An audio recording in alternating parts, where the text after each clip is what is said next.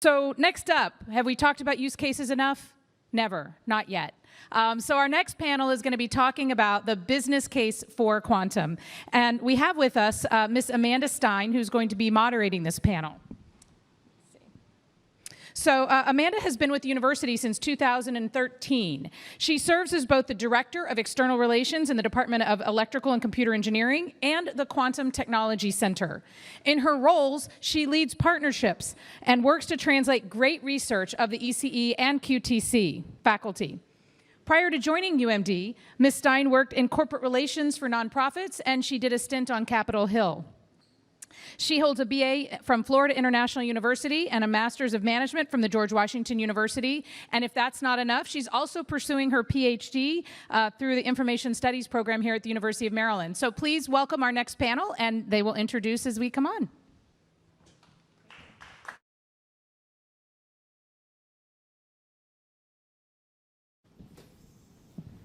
Good morning. I guess I'm the only thing between you and lunch, so we won't make this too long, but thank you, President Pines, for these kind words, and thank you, everybody, for attending. As Julie so nicely introduced me, I am Amanda Stein. I am Director of External Relations in Quantum Technology Center and Applied Research Center here at the University of Maryland, and also Director of External Relations in the Department of Electrical and Computer Engineering. And it's my pleasure today to welcome these three wonderful people to my left. First up is David Coar of Lockheed Martin, and David is a senior research scientist in Lockheed Martin's Advanced Technology Laboratory, where he leads artificial intelligence and signal processing programs, part of the DoD, and with the goal of transitioning technologies out to the warfighter. He has worked in nitrogen vacancy magnetometry, which I actually know what that is now, and he is quite passionate about translation technologies, and specifically out of DoD programs. He holds a BS in physics from Clemson University and an MSc in nanotechnology from the University of Pennsylvania. And if one David wasn't enough, we have our second David. Dr. David Hopper is a senior technology analyst at the MITRE Corporation, where he supports MITRE Engenuity, a foundation for public good. He's responsible for determining the commercial potential of MITRE intellectual property, developing commercial strategies, and identifying external technologies that complement MITRE's quantum portfolio. He's the co-author of 10 peer-reviewed papers, and specifically in quantum science, and he also works in nitrogen vacancy diamond centers. David is focused on identifying dual use cases of quantum sensors and solidifying national security. He holds a BS from physics from the Pennsylvania State University and a PhD from physics from the University of Pennsylvania. And if it wasn't enough that they both are named David, they actually both went to the University of Pennsylvania, and they actually knew each other there, which is kind of cool as well. To the last person on my panel, Denise, so I guess your name has to start with a D to be on this panel. Denise Ruffner is Vice President of Business Development at IonQ, which we just heard a lot about from President Pines. And she's also president of Women in Quantum, a worldwide organization of over 9,000 people providing a support network and encouraging diversity, specifically in quantum computing. Previously, Denise was Chief Business Development Officer at Cambridge Quantum Computing and was an early employee at IBM Quantum. So it's my privilege to have the three of these wonderful folks on the panel today talking specifically about near-term commercialization opportunities. So this is something that I'm actually personally interested in as well. As Julie mentioned, I'm working on my PhD and looking at the non-technical side of quantum, because while I'm not a physicist, I'm very interested in these commercialization opportunities, the business opportunities, and where quantum's going from this non-technical perspective. So this will be a less technical panel today and a little bit more focused on these near-term commercialization opportunities. So Dave is representing the quantum algorithm space. David is representing more of the quantum sensing space, and Denise representing more of the quantum computing space. So let's start there. Dave, what is quantum algorithms, what does that mean to you?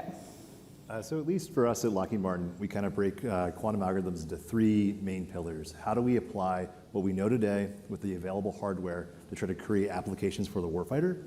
We're also looking downstream at what we can do in terms of building better building blocks for quantum algorithms to provide technology that we don't even know about today. And then lastly, like I said, we're a big engineering house. So we're trying to find ways to work with hardware companies to accelerate the design process and system optimization to get capability accelerated, and at least in our case, in the hands of the warfighter faster. Dave, same question related to quantum sensing. Yeah, so for quantum sensing, what we really look at are any physical systems that are relying on sort of discrete energy levels to give you information about the environment. And if you're looking at how to build a quantum sensor, you actually need to have a lot of the things that a quantum computer has, except for maybe the hardest part, which is generating large-scale entanglement. That's actually a feature for quantum sensors. You kind of want to lose your entanglement because that tells you about your environment. One good example of that is a recent result from Google where they're actually able to detect cosmic rays hitting their quantum computer because they could find these correlated errors occurring in their system, which actually has some important implications for error correction because correlated errors are sort of tricky to avoid, but that's sort of how quantum sensors come about. Thank you. So Denise, we hear a lot about quantum computing, and I think that's one of the most near-term applications. But for those of us who don't really know what quantum computers do, what are the exact kind of near-term applications for quantum computers? So that's still an area of debate. There's a lot of progress being made in what the different applications are. At IonQ, we have a lot of expertise in machine learning, optimization, and chemistry. And those are probably the 3 areas of focus that we have with our customers. And I think what I want to say is I have the great job every day of talking to people who go, what if? Could we do this? Could we do that? And I think that's probably one of the best jobs in the quantum industry is to get together with people that have fabulous ideas and then be able to bring it back to this very talented team with great hardware and see what we can do to help them. So the conversation, especially related to quantum, has been very much focused on quantum computing. So David, related to quantum sensors, what are some near-term applications related to quantum sensing specifically? Yeah, so I'll talk about one that I'm working on at MITRE and in close collaboration with UMD and with Amanda. It's been helping out a lot. Yeah, that question totally wasn't planted. So this is a project in the semiconductor manufacturing space, particularly the failure analysis of those chips. So the semiconductor industry is really driven by the yields. Can you make enough chips and get them off the line, and can they be functional? Well, when a chip fails, you need to figure out what exactly went wrong. You perform a root cause analysis on that. That is an incredibly hard problem to say, going from a chip scale and maybe 2 pins are failing to, okay, our gate broke down at this specific point when you're at these 2 nanometer, 3 nanometer nodes. So one thing that we found out is that if you could provide a magnetic field image above your semiconductor chip, these failure analysis engineers get really excited about that because then they can start inferring, okay, where's the current going through our chip? Can we use that to figure out what went wrong? And then start going further down to localizing the actual failure. And so we're using diamond nitrogen vacancy centers to build that magnetic field image. So you can basically just put your diamond above a semiconductor chip, and after a little bit of processing, a laser and some microwaves, you can get that magnetic field image out. And so this is something that we talk to people in industry, and they're excited by. They're saying, oh, this is a really interesting tool. They're asking us to sort of push the engineering boundaries of it. And then, so we're really taking this quantum sensing technology. It's been developed over probably the last decade for NV centers, and try to really get it into this critical industry for so many different things. And Dave, you worked a little bit in nitrogen vacancy centers as well. So what other use case applications in that area are you seeing? Yeah, sure. So we focus primarily on sensing magnetometry for anomaly detection. There's a lot of DoD applications at not the very fine resolution, but more at the bigger scale, exploiting the vector nature of the sensor combined with the high bandwidth. And so those are definitely applications. There's a lot of DoD applications related to what you can do with a sensor like that. And it's very promising. Wonderful. So let's switch over back to quantum computing for a moment. So clearly companies like IonQ, Rigetti, even Google and IBM are building quantum computers, but you need algorithms and things like that to run. So Dave, back to you. What are you working on as far as quantum algorithms or algorithms to advance in quantum computing space? Yeah, sure. So right now, like I said, Lockheed is really focused on monitoring the field and trying to become early adopters.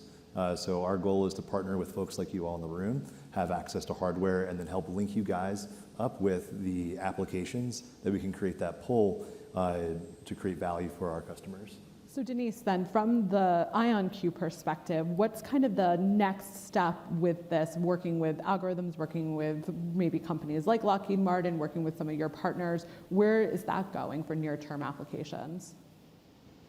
So there's different projects, right? So we have many, many different projects going on, and a lot of really good early publications on advances we've made, particularly recently in the finance industry, and the paper out of UMD on error correction.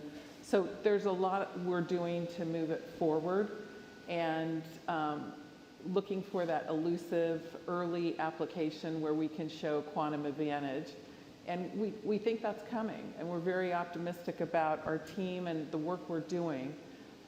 So I would just say stay tuned, and we hope to have some announcements as we continue to work with our customers. That's exciting. I mean, you're already seeing out in the news these partners coming out of not just IonQ, but all these quantum computing companies, everything from the automotive space to biopharmaceuticals to medical devices. And then once you tie in quantum sensing and quantum computing, I mean, the possibilities are kind of endless.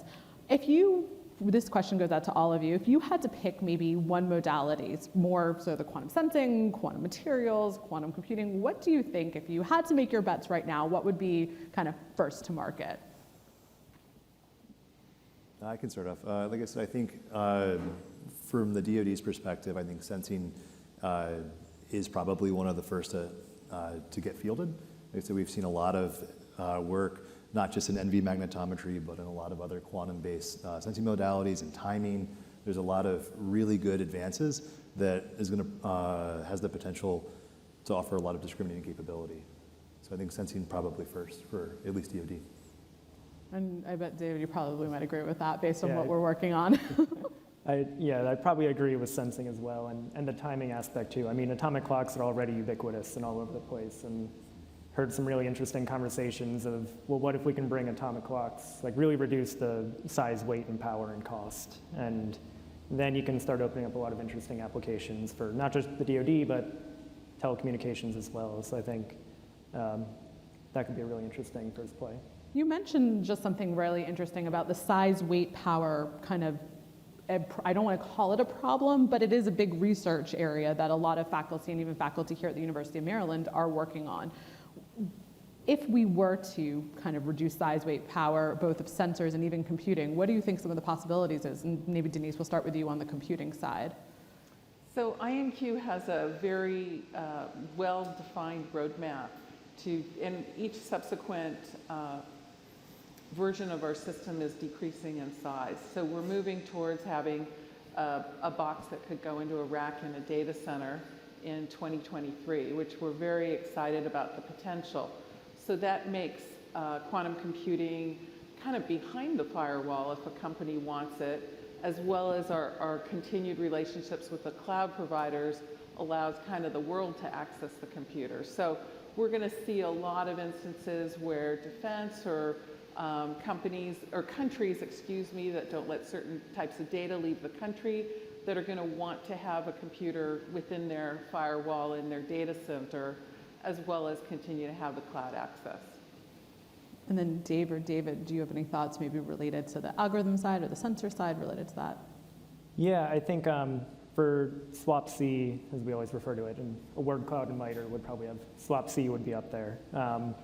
I think a great example there is for GPS-free navigation, which has predominantly been a DoD focus, but now that you start thinking of autonomous vehicles, everything's connected, those things need to know where they are, and if you lose GPS, which does happen, you want to make sure everyone knows where they are, and so you need pretty accurate holdover times so that you can guarantee you know where you are, say you go through a tunnel, and there SWaP-C really matters because there's a clear trend between SWaP-C and basically what timing and location accuracy you can For get. those of us non-physicists out there, because I do know we have some folks who are watching, what is SWaP-C?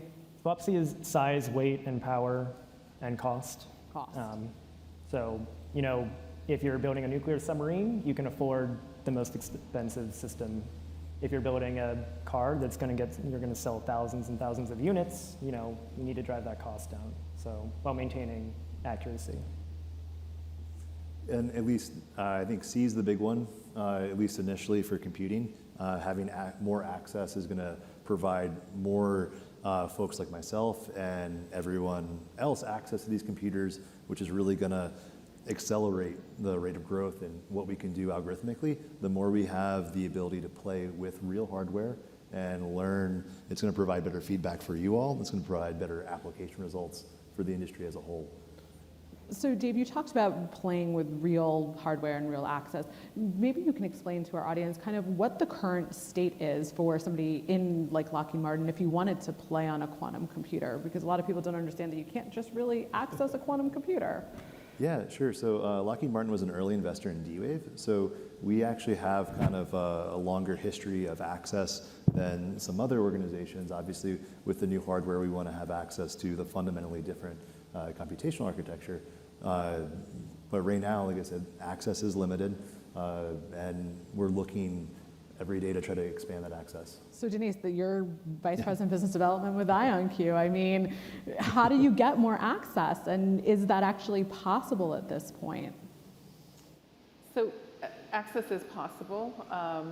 At IonQ, we allow access either through the cloud or directly through us, and that depends on how much time the customer is using, if they want to reserve time, how do they want to work most efficiently.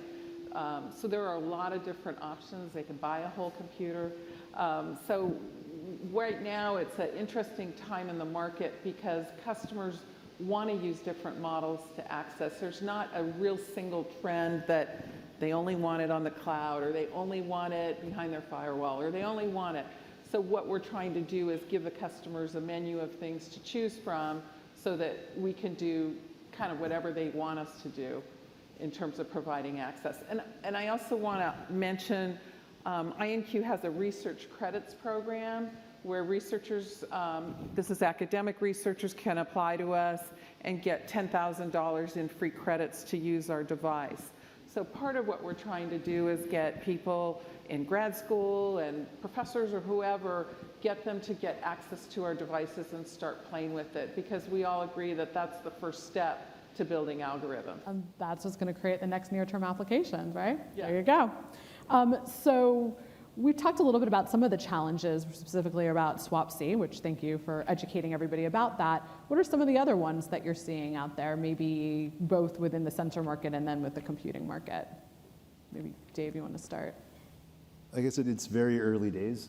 So for Lockheed right now, our big thing is convincing that our funding agencies that the technology is in the right state to start accessing DoD-specific applications, working with them, and we're working with a lot of customers now who interest is definitely growing and trying to build out those strategic relationships on how to work with the community better to help transition technology. That's the big thing for us, is working with our customers and providing the right use cases for them. Wonderful. Steven? Yeah, so I think for sensing, it's a similar problem that quantum computing is having, and that's finding the end users that really know their domain and how to use the tool. And for sensing, it's kind of taking physicists and engineers who build the sensors, but they have no clue what it's getting sold into and getting used for. And on the other end, from the semiconductor example I mentioned earlier, they don't know anything about quantum. They just want to know, can I figure out what's going wrong with my chip, and can it be fast? And so sort of building those connections, that collaboration to really drive the R&D into these sort of other verticals that the people building the tools have no expertise in is going to be really important across any quantum sensor, because there's so many different industries that quantum sensors will make a big impact in. You have to build that expertise, and I think that's a big challenge to make those connections and do that learning. And so Denise, it's a little bit different than what David just described specifically for computing. What are some of the more challenges, and especially with these near-term applications, that you're seeing? Challenges. Well, I do want to talk about acquiring customers. I think that's something we're all trying to do, and get new projects and kind of get different viewpoints on what people want to do with these systems. So far, I think we've had a great team doing a lot of work. We have a lot of really interesting projects, and I can say over the 5 years or more that I've been in quantum computing and seen the development of customers, we are starting to get not just the same old corporates, we're starting to get new people looking at quantum, and I find that very positive for the industry overall, that we're not necessarily always dealing with the same customers, there are new customers and new people coming in and starting to realize that they need to invest in this technology now. So that part of kind of our jobs is very exciting. And I'll bet you guys are seeing new customers too.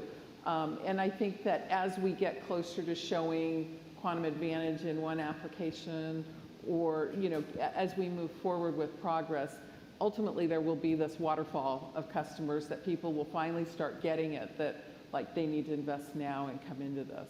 Yeah, and I will open to the audience, and we want this to be a discussion. If anyone in the audience has a question, please let us know. But I kind of want to follow up from a more like traditional business schools kind of thing, and having in the process of studying some of this and some of the business use cases, what are some of the value propositions that you're seeing in relation to quantum sensing, quantum computing, and even going into quantum materials, quantum algorithms? Yeah, sure. So at least on sensing, you're seeing higher sensitivities, you're seeing higher bandwidths, and in a lot of cases, maybe not the C right now, but better swap properties. And C will come with better engineering and product, like more scale. At least on the computing side, the promise is definitely what can't we do today? How can we attack some of these algorithms that right now are just not feasible with our current computation? Yeah, I think I would just add on the looking for spillover effects. I think there's a really great example with the chip-scale atomic clocks that DARPA initially funded for the DoD, and basically reducing the swap C of these precise clocks. And that ended up benefiting the oil and gas surveying business, trying to map out seafloor beds. And more recently, a sort of knock-on effect of that was that Facebook is now developing what they call a time appliance, where in their servers they put an atomic clock with a GNSS timing receiver. Basically, to manage their distributed databases, they need very accurate time synchronization. And so now you have chip-scale atomic clocks sitting in Facebook data centers, which now that's a really big market, but that all just kind of trickled down over maybe 10 years of development. And then Denise, the biggest value proposition right now within quantum computing, when customers come to you, what do they want you to solve? So as we know, high-performance computing is very strong, but in many cases can only provide kind of an estimation of a result.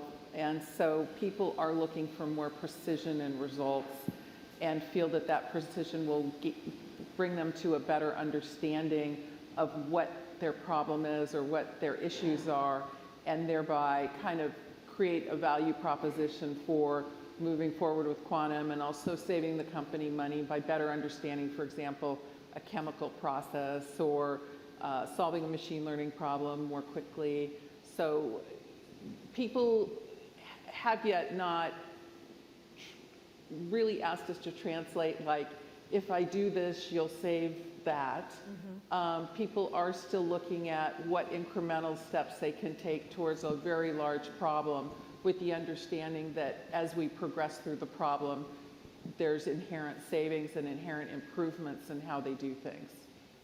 Thank you. So being in the DC area, we kind of can't ignore that the government, and the DoD specifically, is in our backyard. And we heard it yesterday that the government specifically is one of the largest funders of quantum, both on the quantum computing side, but more so even on this quantum sensing side that we're talking about. And specifically, the DoD is putting a lot of money as part of the Defense Authorization Bill and part of the 2018 National Quantum Act. So Dave, from your perspective at Lockheed Martin, being one of the largest, specifically DoD contractors in the world, where do you think the DoD specifically and the government are going with this? So I think it's going to be continued investments primarily out of your research organizations, your DARPAs, your IARPAs, and service labs, where, like I said, I think you'll see more programs like ACES and Quasar. That money will continue to come, but I think there's going to be an added look to start bringing on additional applications and getting things fielded. So I think you can just see that in all of the funding. Everyone's looking for a win at DARPA. Everyone's looking for a way to transition something out of the lab and into the warfighter's hands. And I think that's where places like where I work out of ATL, we primarily do customer research and development, and we work with DARPA and those organizations all the time. And a big reason what we're trying to do is find partners to work with to provide our core competencies in software engineering, signal processing, control theory, and combine with that application pull to help take some of the technology that you all are developing and help provide access to CRAB and access to transition as well. So that's the big goal that really ends up helping everyone, is when we can get a win for DARPA is a win for everyone in this room, it's a win for the community.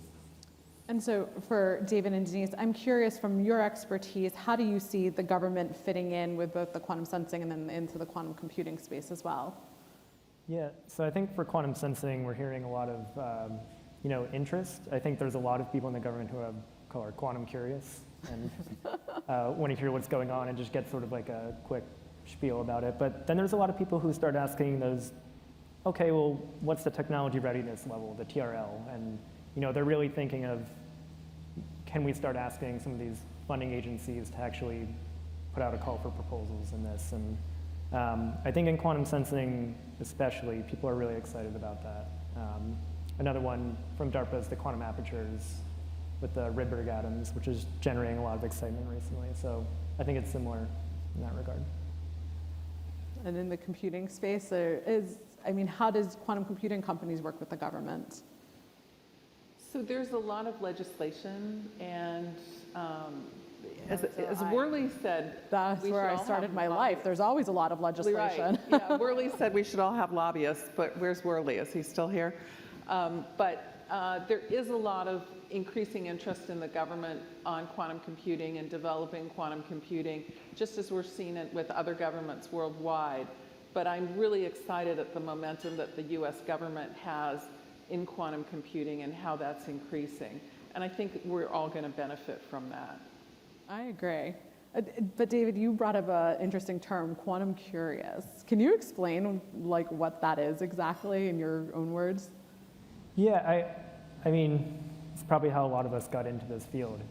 You hear about quantum, you hear about the promises and what it could be, and then you want to learn more. You want to, start to understand the science, the technology, when will it be available? And I think as people who work in quantum, I think it's good to be able to communicate to that people that are interested and they want to get the lay of the land. And to Worley's point, to be realistic about it while also being optimistic. I think striking that balance, which he did so well, is a good thing to strive for. I guess that's kind of how I started. I started out quantum curious, and then they're like, you're going to go work with this. There you go. But so since we're at this quantum investment summit, and we're talking about near-term applications, how are near-term applications going to be funded? Yeah, I think a lot of initial funding, there's going to be lots of opportunities within the DoD, primarily within contract research and development, that will be really good opportunities to help get some of those, especially sensing applications, and at least provide some of that initial pull on the computation for DoD applications. I think that is definitely an avenue that's not going away anytime soon.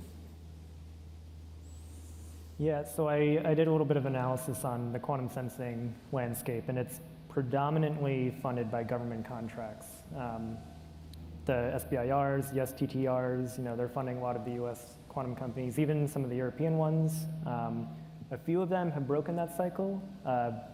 Cold Quanta is one, but as Scott Ferris mentioned yesterday, maybe that's because of the emphasis on quantum computing moving forwards.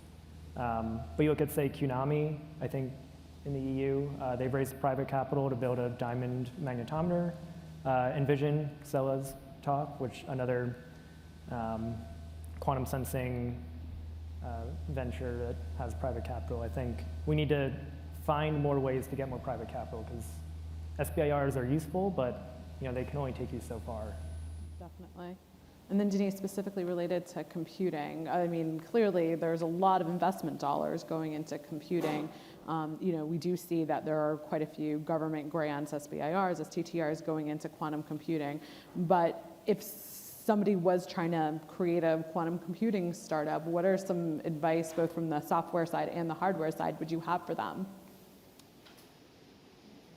So there's I think one of the things we face in the quantum hardware world is that there are a lot of companies out there that want to do engagements for free or for very little money because they want to get that press release. And I'm kind of I am against that. Let me just say that. I believe that you pay for what you get. And I believe that we have a super talented team and high quality hardware, and that has value. And I think it hurts the rest of the industry when we do stuff for free. So we have a very strong position on getting revenue from engagements and giving our best to those engagements. And so that's something people will pay. There's a lot of business out there for all of us. I'm constantly amazed every day at the new people that I talk to and that are interested in quantum. And I would just say there's a lot of business out there, and there's also revenue out there for each of those engagements. So don't give it away for free. My mother told me that too. Do we have any questions from the audience?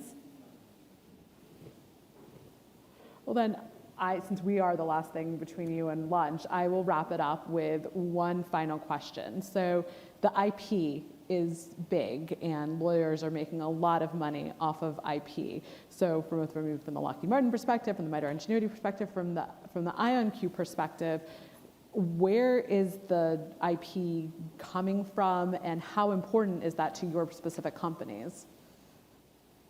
Sure. So at least for Lockheed Martin, right now, the primary mechanism that at least we're tracking the space is through investment, so like Lockheed Martin Ventures. So we're participating with small business that way is the primary access into IP, and just having access to those companies, looking for exclusive agreements, and at least for government contracts. That's primarily where Lockheed's sitting on that space.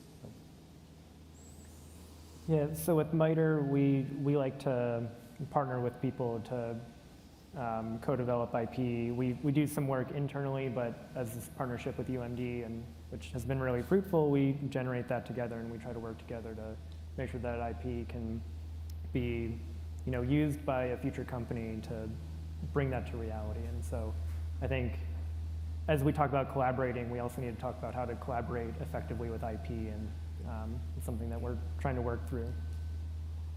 Thank you for that plug, by the way. And Denise? So IP is important to us all. It's something that we focus on, particularly around our hardware, as well as the software we're developing. Obviously, when you get into a customer engagement, IP is something that you have to negotiate. But I would say that, in general, I think IP is a good thing. So would your lawyers, right? What? So would your lawyer. So would our lawyer or lawyers. Yeah, exactly. Yes, exactly. So unless there's a question from the audience, I just want to ask, what haven't we covered in the last 40 minutes? Are there any other near-term applications or really anything else that we want to check in about? I'd say with near-term applications, like DoD is very interested in sensing, like I said, with the clocking, position navigation, timing, as well as magnetometry. There's a lot of really interesting applications on the horizon there. We kind of talked about this quite a bit, and then that's really the kind of main focus, at least from our perspective. Yeah, I think for quantum sensing, areas that maybe haven't been emphasized that much are really new metrology tools for other fields outside of physicists and material scientists. So think of like the life sciences. Again, I'll go back to Envision, and the previous panel mentioned this sort of measuring the heart signals with a magnetometer. I think, that's a big area. There's a lot of excitement there, and it's sort of on us to say what capabilities can we provide there, and potentially there's bigger markets there. So application, well, I do want to mention, I think all the startups in Traction had some very interesting offerings. So I think, and Andre talked about a lot of the different companies in the industry. So there's still a lot to come, and there's still a lot of innovation and imagination that's going to come. And I think part of the fun of all of us in the room is that we're here early and we get to watch this unfold and see those surprises along the way. Yeah. And I think there will be more surprises. I definitely think so. Having worked in academia for a while now, and now with the Quantum Technology Center, seeing a lot of very, very interesting things coming out of academic labs, where essentially you get something at a TRL of 0, and then moving all the way up to 3, 4, and then turn into a spin-out company. So I think, from my perspective, I think academia is kind of where the next wave of quantum is going to come out. And we were talking about IP. I really do believe that the next wave of IP is going to be starting in academia and then going into the next generation of quantum companies. Does anybody in the audience want to add anything to? Yes, sir. Yes, please. Thank you. How far away are we from meaningful revenue-generating business applications, meaning in the billions? In the billions? Commercial opportunities, yeah. Is that 3 years, 5 years, 10 years? Maybe IonQ? I think that's one reason why I wanted to pursue a PhD, was to kind of answer that question. So it's a $1 million research question, or say $1 billion research question. It's a tough question, and I'd love to say, 3 years or 5 years, and it really depends on application development, and how we can link it to hardware, and how we can define a problem that, is small enough that we can do now. So a lot of that depends on the cleverness of whoever's doing the work. I certainly bet on IonQ. It's a fabulous team, but it's hard to predict. So I'll just say, can't tell you. Yeah, stay tuned, exactly, yeah. I think you can kind of equate it to where we were when the transducers were first introduced in like the mid-1950s. If you were to ask that question then, maybe somebody would have said 10 plus years, but how long did it take for IBM, for instance, to become a $1 billion company? And how long were computers out there before Microsoft got created, right? So I think from my perspective, having done a little bit of studying on this, it's a lot of that. Like you can't necessarily answer it yet, because you also have to see what's kind of gonna come, and how other businesses are gonna be supporting companies like IonQ. And with quantum, you're not necessarily just talking about quantum computing, you're also talking about quantum sensing, and then all the materials that are supporting quantum sensing and quantum computing. So I think if you're looking at it as an industry as a whole, it could be billions of dollars within the next 3 to 5 years. But if you're looking at it as individual companies creating revenue, it'll probably be longer, following the advent of the creation of the computer to begin with. Yes, sir. Oh, John, can you pass the microphone, please? I'm very good at telling people what to do. A question that, more related to quantum sensing. Do you think we're doing a good enough job of linking, and I'm saying we as the royal we, but by linking the problems that different industries, different subsets of these industries are facing in their day-to-day life with potential solutions in quantum sensing? Yeah. I think there are some examples that we're giving, right? You gave the good example with the chip production in engineering, some magnetometry for heart monitoring. But again, there must be a plethora of problems out there that may be solved by quantum sensing, which we are not really aware of. Yeah. Oh, yeah, I totally agree. I think that's like, in quantum sensing, that is the next 3 to 5 year challenge, is who can most effectively find those problems and then match it with the quantum sensor technology.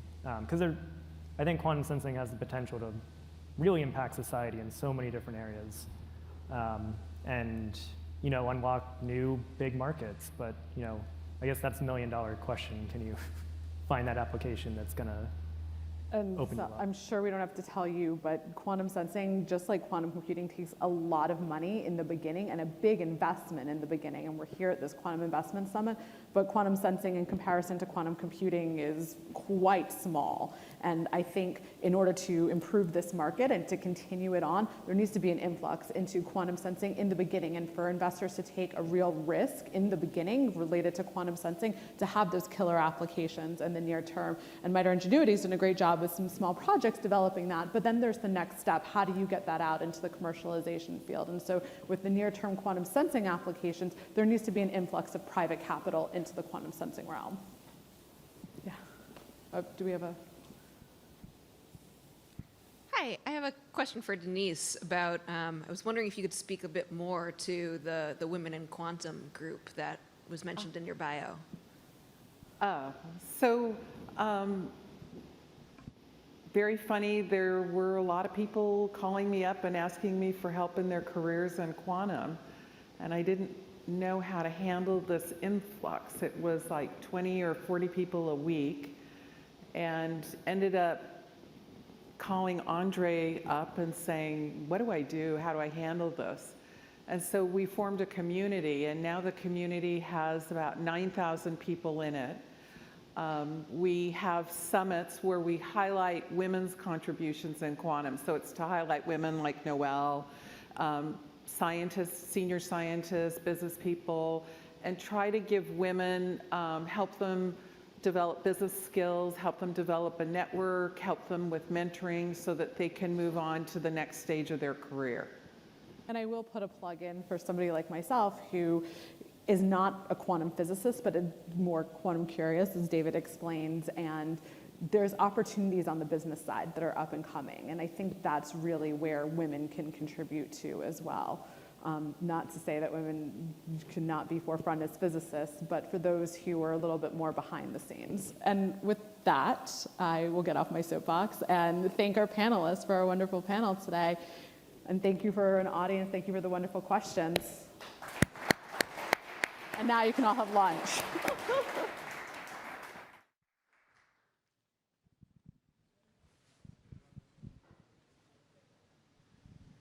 All right, so with that, I would like to thank all of our speakers and our panelists this morning. I heard some great challenges to the entrepreneurs to come up with those clever billion-dollar ideas. I heard some great challenges to our investors to make sure that we actually have the capital to be able to deliver on all of this vision. And thank you to President Pines for really believing in quantum and providing all of the support that we need. So we'll be taking a quick break, so please be sure to come back at 12:15. We'll have a fireside chat with our keynote speaker, Peter Chapman from IonQ. So we will see you very shortly. Thank you.